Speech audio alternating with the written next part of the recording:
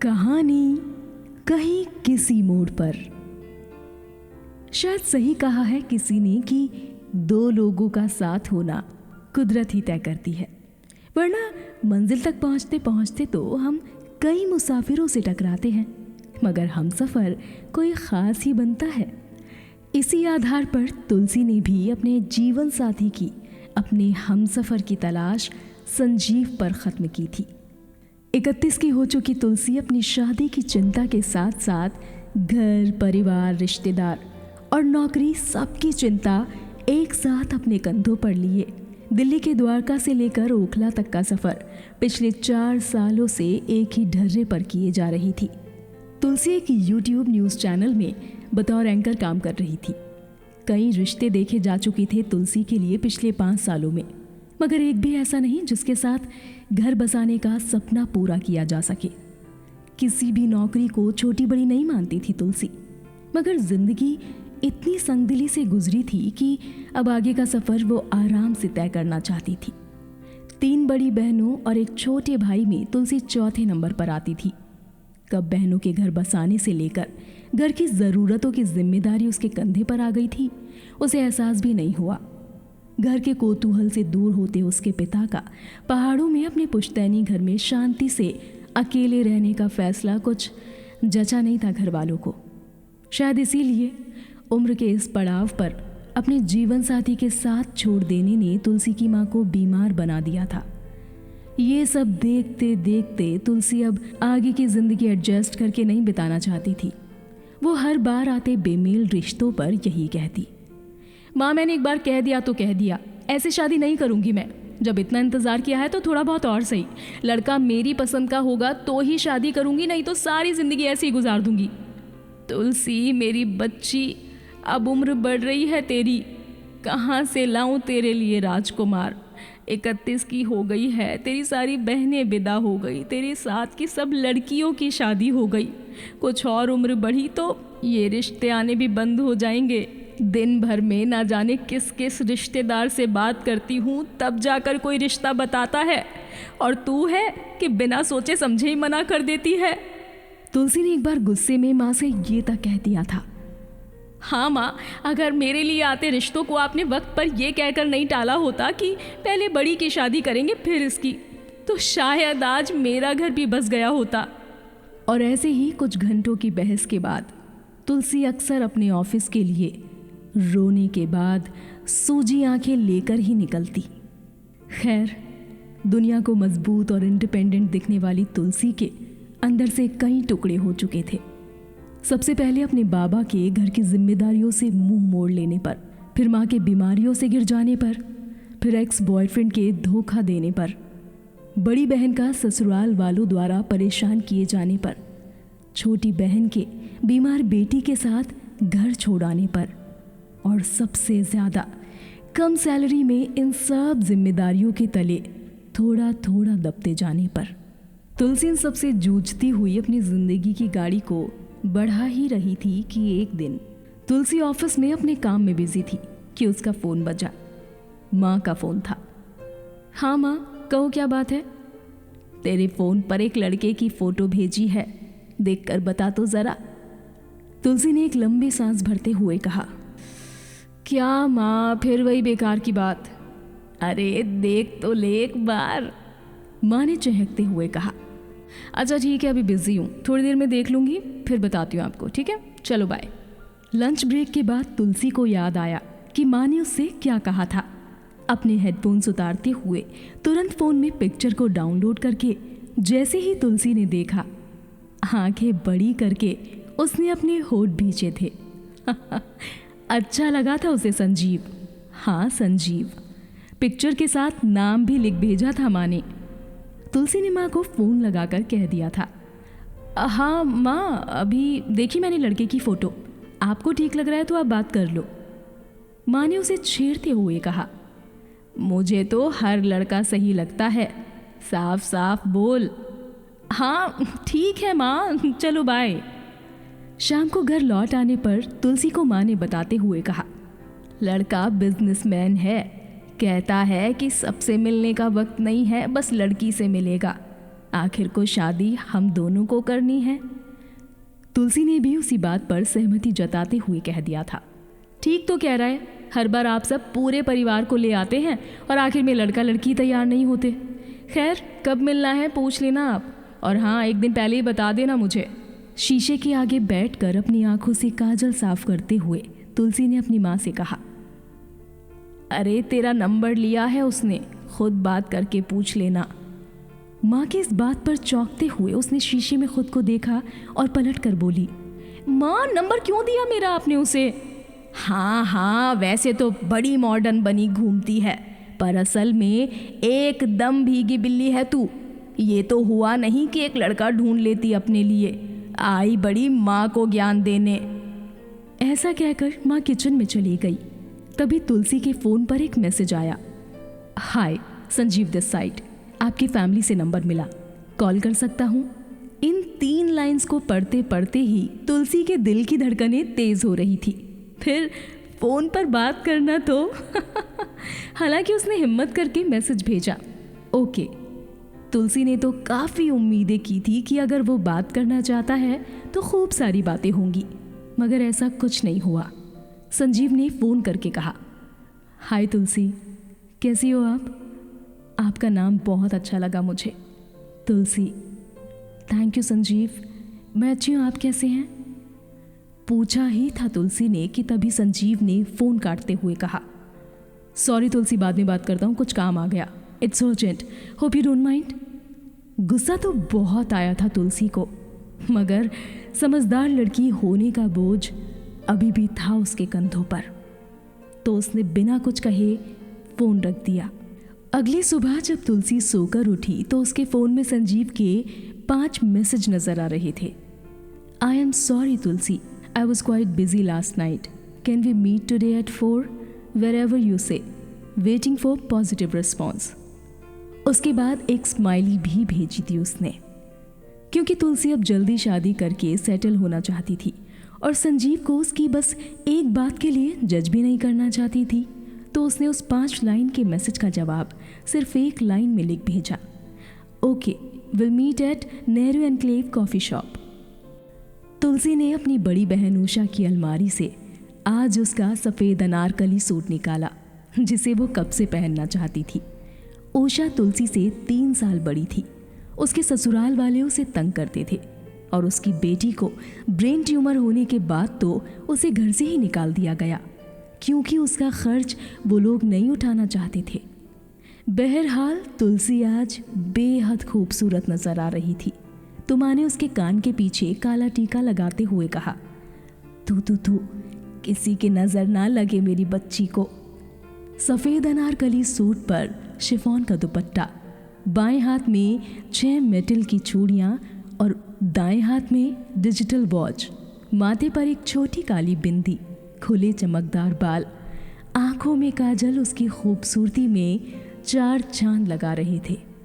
सही कहा था माँ ने, उसे आज सच में नज़र से बचाने की ज़रूरत थी। आज ऑफिस का काम जल्दी ख़त्म कर लिया था उसने। शाम 3:30 बजे संजीव का मैसेज आया, मैं निकल गया हूँ, मुझे पहुँचने में आधा घंटा लगेगा, आप भी पहुँच जाइएगा टाइम से। और आखिर में एक बार फिर एक स्माइल करती हुई इमोजी भेजी थी उसने। बहरहाल दोनों वक्त के पाबंद निकले और संजीव के कॉफ़ी शॉप पहुंचने के चंद मिनटों बाद ही तुलसी भी पहुंच गई थी। संजीव ने उसे दूर से देखते ही पहचान लिया था। उसके चेहरे की मासूमियत और मुस्कान उसे लुभावनी लग रही थी। संजीव तुलसी को कॉफ़ी शॉप में आता देखकर अपनी कुर्सी से उठ खड़ा हुआ और उसकी तरफ हाथ हिलाते हुए बिन बोले ही हाय कहा। लाल गुलाबों के फूलों का गुलदस्ता और कुछ चॉकलेट्स तुलसी को देते हुए संजीव ने उसे बैठने के लिए कहा। 2 कॉफ़ी और हैश ब्राउन का ऑर्डर देने के बाद दोनों में बातचीत कुछ यूं शुरू हुई। तुलसी ने बैठे हुए अपने बालों को दाएं कान के पीछे करते हुए पूछा, कल फ़ोन पर बात पूरी किए बिना ही कट गया था? हाँ, वो कुछ अर्जेंट काम आ गया था, उसके लिए हम सॉरी। मेरा पूरे दिन का स्केड्यूल कुछ ऐसा ही होता है, ये मैं आपको पहले ही बता देता हूँ। तुलसी ने हल्के से हंसते हुए अपने आप को थोड़ा कंफर्टेबल करते हुए कहा, बिजी तो मैं भी बहुत रहती हूँ, मगर आपके जितनी नहीं कि जिससे शादी की बात कर रहे हैं। उससे भी बात ना की जा सके? जब वक्त ही नहीं देंगे तो एक दूसरे को समझेंगे कैसे? संजीव ने थोड़ा एटीट्यूड में कॉफी का सिप लेते हुए कहा, भाई आप पहले ही सोच समझ लीजिए, मैं तो ऐसे ही बिजी रहता हूँ। कुछ तलखी लगी थी तुलसी को संजीव के बर्ताव में। खैर, एक दूसरे की पसंद नापसंद कुछ जानते जानते तुलसी को संजीव ने ये भी बताया कि ट्राउजर और जीन्स पहनने वाली लड़कियां उसे ज्यादा कॉन्फिडेंट लगती हैं बजाय अनारकली और सूट सलवार पहनने वाली लड़कियों के। चेहरा उतर गया था तुलसी का संजीव की ऐसी बेरुखी भरी बात सुनकर। दुनिया में किसी भी लड़की को ऐसी बात कभी पसंद नहीं आएगी। ये बात समझनी चाहिए थी संजीव को। इतनी संगदिली दिखाने की क्या जरूरत थी उसे? बहुत चाव से तैयार हुई थी आज तुलसी। कुछ और बातें करने के बाद दोनों ने अगली मुलाकात का वादा किया और अलविदा कहा एक दूसरे को। संजीव ने जाते हुए कहा था, चलो मैं छोड़ देता हूँ तुम्हें तुम्हारे घर गाड़ी से। गाड़ी से कहना जरूरी था क्या इसका? दबे होठों में तुलसी ने खुद से ये बात कही और फिर नहीं मैं चली जाऊंगी, आप बिजी होंगे, आई मैनेज, थैंक यू। उस मुलाकात के बाद तुलसी ने तय कर लिया था कि वो ऐसे शो ऑफ करने वाले इंसान से अब कोई मीटिंग नहीं करेगी। मना कर दिया था उसने माँ से। माँ, वो बात बात पर अपने महंगे महंगे फ़ोन, गाड़ी, अपने बिजनेस का दिखावा करता है, वो सही लड़का नहीं है माँ। माँ ने फिर वही सब दोहराया जो वो हर रिश्ते की अस्वीकृति पर कहती। ऐसे तो कोई नहीं मिलने वाला तुझे, ये लड़का बिल्कुल वैसा था जैसा तुझे चाहिए था, अब इसमें भी कमी निकाल दी, करो जो मन में आए। कहते हुए माँ अपने कमरे में चली गई। तुलसी अपने कमरे में देर रात तक रोती रही। सुबह खुलने पर संजीव की कई कॉल्स और कुछ मैसेजेस पड़े थे जिसमें लिखा था, मुझे आपसे मिलकर बहुत अच्छा लगा, आपको कैसा लगा? आपसे कुछ बात करनी है, जब वक्त मिले तो फ़ोन करना। तुलसी को संजीव समझ नहीं आ रहा था। उसकी बढ़ती उम्र और घर की जिम्मेदारी के दबाव से निकलने के लिए उसके दो मन हुए जा रहे थे। एक मन कहता, छोड़ ये सब तुलसी और अपने करियर पर ध्यान दे, और दूसरा मन कहता, ठीक है तुलसी, किसी इंसान के साथ रहते रहते उसे बदला भी तो जा सकता है, और आज की ज़रूरत पैसा है, उस पर ध्यान दे, यही तो चाहिए तुझे, कब तक यूँ तरस कर जिंदगी जिएगी? इतने सोच विचार के बाद तुलसी ने संजीव को एक और मौका देना चाहा और ऑफिस पहुंचकर संजीव को कॉल कर दिया। संजीव ने हालचाल लेने के बाद उससे कहा, अगर आप बुरा ना माने तो एक बात कहूं। कैसी बात? तुलसी ने पूछा तो संजीव ने आगे कहा, वो मेरे दोस्त को आपकी जॉब को लेकर कुछ डाउट है, वो आपसे मिलना चाहता है। तुलसी को संजीव की इस बात पर बहुत गुस्सा आया, मगर बात ना बिगड़ जाए ये सोचकर उसने धीरज से काम लेते हुए कहा, क्या डाउट है आपके दोस्त को बाय द वे? संजीव ने कहा, वो आपको मिलकर ही बताएगा। इतनी बात के बाद दोनों का मिलना आने वाले कल के लिए तय हुआ, मगर तुलसी ने मैसेज करके इनकार कर दिया कि मैं 2 दिन के लिए बिजी हूं, मिल नहीं पाऊंगी। तुलसी के इस मैसेज को पढ़ने के बाद भी संजीव ने अगले पूरे दिन कोई जवाब नहीं दिया और तुलसी के किए हर मैसेज को वो ऐसे ही अनदेखा करता रहा जब तक कि उसका मन या उसे खुद से कोई बात ना करनी हो तब तक। अब तुलसी को अगर उससे बात करने का मन हो तो भी वो उसे ना तो कॉल करता और ना कॉल उठाता और ना ही उसे खुद से कोई मैसेज करता। एक रोज़ संजीव ने जब मिलने के लिए उससे पूछा तो कॉल किया। तुलसी ने नाराज़ होते हुए कहा, संजीव मैं आपसे कुछ कहना चाहती हूँ। जब मैंने आपको अपनी जॉब के बारे में पहले ही सब कुछ साफ साफ बता दिया था कि मैं एक डिजिटल एंकर हूँ, मेरे चैनल के लिंक्स भी आपको सेंड किए थे, लेकिन आप फिर भी अपने दोस्त के ज़रिए मुझे आजमा रहे हैं। शादी आपको करनी है या आपके दोस्त को? कल को शादी के बाद आपको किसी बात में कोई डाउट लगा तो उसके लिए भी आप अपने दोस्त को ही भेजेंगे। मैं जो भी बात करूँगी या जो भी डाउट्स हैं उसका जवाब मैं आपको दूंगी, ना कि आपके दोस्त को। संजीव अब अपने बदलते बर्ताव के चरम पर आ गया था। उसने जल से ठोस होती बर्फ की तरह तुलसी से कहा, मैं अपने दोस्त के बारे में कुछ नहीं सुन सकता तुलसी, और मैंने ऐसा कुछ नहीं कहा था जैसा आप बोल रही हैं। मैंने आपसे कहा था कि वो आपसे मिलना चाहता है, आपने तो बात का बतंगड़ बना दिया। एंड यू नो व्हाट, मेरे फ़ोन के फीचर्स बहुत अपडेटेड हैं, उसमें हर एक कॉल रिकॉर्ड होता है। हाँ जानती हूँ आपके पास बहुत महंगा मोबाइल है, तुलसी ने ताना मारते हुए कहा। क्योंकि बात अब उसके आत्मसम्मान की थी। उसका सब्र टूट चुका था। संजीव ने चौंकते हुए कहा, एक्सक्यूज मी? जी हाँ, आपको आपकी हर बात में ये बताना होता है कि आपके पास कितना पैसा है। वो बताए बिना तो शायद आपको खाना भी हजम नहीं होता होगा। और ये जो आप बात बात में मैं बिज़ी हूँ, मैं बाहर हूँ, मैं ये मैं वो, आप एक काम कीजिए, शादी भी अपनी जैसी किसी लड़की से कर लीजिए, क्योंकि मुझ जैसी लड़की से शादी करने के लिए अगला जन्म लेना होगा। वो भी बहुत सीखने के बाद कि इंसान कैसे ऊंचाइयों पर पहुंचकर भी अपनी जड़ों से जुड़ा रहे, ज़मीन से जुड़ा रहे। फिर एक लंबी सांस लेने के बाद तुलसी ने कहा, थैंक यू। तुलसी का ये एक शब्द सुनकर संजीव हैरान रह गया। उसने चौंकते हुए कहा, थैंक यू? किस लिए? थैंक यू कि तुम जैसे हो वैसे ही रहे मेरे साथ।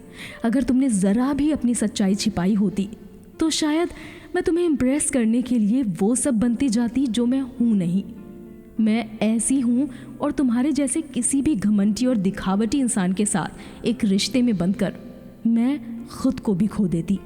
मैं तो समझ ही नहीं पाई कि जीवन का असली सुख किसी इंसान की बसी बसाई जिंदगी का हिस्सा बनकर नहीं, बल्कि किसी अपने जैसे के साथ मिलकर गृहस्थी बसाकर साथ में आगे बढ़ना है। तुम और मैं कभी एक नहीं हो सकते। मैं अपनी बहुत इज्जत करती हूँ और तुम जैसे किसी भी अरे गहरे को अपनी ज़िंदगी में बिना मेरी इजाज़त के नहीं आने दूंगी और ना ही मेरी भावनाओं के साथ खिलवाड़ करने दूंगी। अब फ़ोन रखो क्योंकि मैं बहुत बिजी हूँ। तुलसी ने अपनी खुशियों से समझौता नहीं किया, बल्कि अपने आत्मसम्मान के लिए एक ऐसे इंसान को आईना दिखाया जिसकी दुनिया में उसके अलावा हर एक इंसान बहुत छोटा है।